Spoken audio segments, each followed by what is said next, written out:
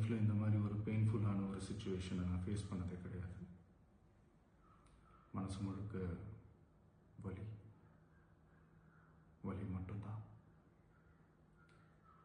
இந்த சுற்றுப்பயணத்தில் என்னென்ன மக்கள் பார்க்க வராங்க, அதுக்கு ஒரே ஒரு காரணம் தான், அவங்க என் மேலே வச்சிருக்கிற அன்பும் பாசம். அந்த அன்புக்கும் பாசத்துக்கும் நான் எப்பவும் கடமைப்பட்டிருக்கிறேன்.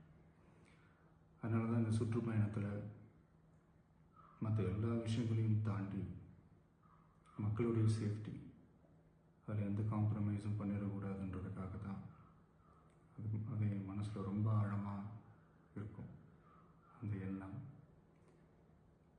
அதனால தான் இந்த அரசியல் காரணங்கள் எல்லாத்தையும் தவிர்த்துட்டு ஒதுக்கி வச்சுட்டு மக்களுடைய சேஃப்டி மட்டும் மைண்டில் வச்சுக்கிட்டு அதுக்கான இடங்களை சூஸ் பண்ணுறது, அதுக்கான இடங்களை பார்த்து பெர்மிஷன் கேட்குறது, போலீஸ் டிபார்ட்மெண்ட்டில் அதை ரிக்வெஸ்ட் பண்ணி கேட்போம். ஆனால் நடக்கக்கூடாதது நடந்துருச்சு. ஆனால் மனுஷன் தானே, அந்த நேரத்தில் அத்தனை பேர் பாதிக்கப்பட்டு இருக்கும்போது எப்படி அந்த ஊரை விட்டுட்டு என்னால் கிளம்பி வர முடியும்? நான் திரும்ப அங்கே போகணும்னு இருந்துச்சுன்னா அதை ஒரு காரணம் காட்டி அங்கே வேறு சில பதட்டமான சுச்சுவேஷன்ஸ், வேறு சில அசம்பாவிதங்கள் அந்த மாதிரி எதுவும் நடந்துடக்கூடாதுன்றதுக்காக தான் நான் அவாய்ட் பண்ணேன். இந்த நேரத்தில் சொந்தங்களை இழந்து தவிக்கிற அத்தனை குடும்பங்களுக்கும் என்னுடைய ஆழ்ந்த இரங்கலை தெரிவிச்சுக்கிறேன். எனக்கு தெரியும், என்ன சொன்னாலும் இது ஈடேயாகாதுன்னு எனக்கு தெரியும். ஹாஸ்பிட்டலில் ட்ரீட் பண்ணிகிட்ருக்கிற எல்லாருமே சீக்கிரமாக க்யூர் ஆகி வரணுன்றது இந்த நேரத்தில் நான் வேண்டிக்கிறேன். கூடிய சீக்கிரமே உங்கள் எல்லாரையும் நான் சந்திக்கிறேன். இந்த நேரத்தில் எங்களுடைய வலிகளை, எங்களுடைய நிலைமையை புரிஞ்சுக்கிட்டு எங்களுக்காக பேசின அரசியல் கட்சிகளை சார்ந்த நண்பர்கள், தலைவர்கள் அனைவருக்கும் என்னுடைய நன்றியை தெரிவிச்சுக்கிறேன். கிட்டத்தட்ட ஒரு 5 மாவட்டத்துக்கு பிரச்சாரத்துக்கு போனோம். இந்த மாதிரி எதுவுமே நடக்கல. ஆனால் கரூரில் மட்டும் ஏன் எப்படி நடக்குது, எப்படி நடக்குது?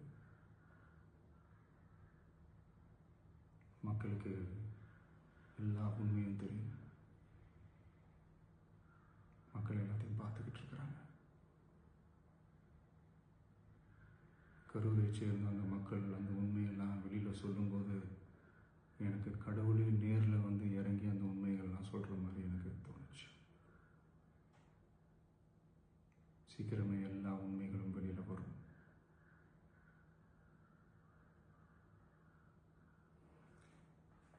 எங்களுக்கு தரப்பட்ட இடத்துல நாங்கள் போய் அந்த ஸ்பாட்டில் நின்று நாங்கள் பேசிட்டு வந்தோம். அதை தாண்டி எந்த தவறும் எங்கள் சைடில் நாங்கள் எதுவுமே செய்யலை.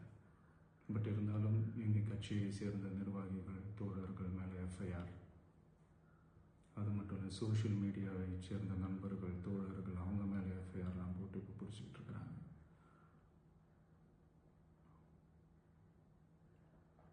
CM sir,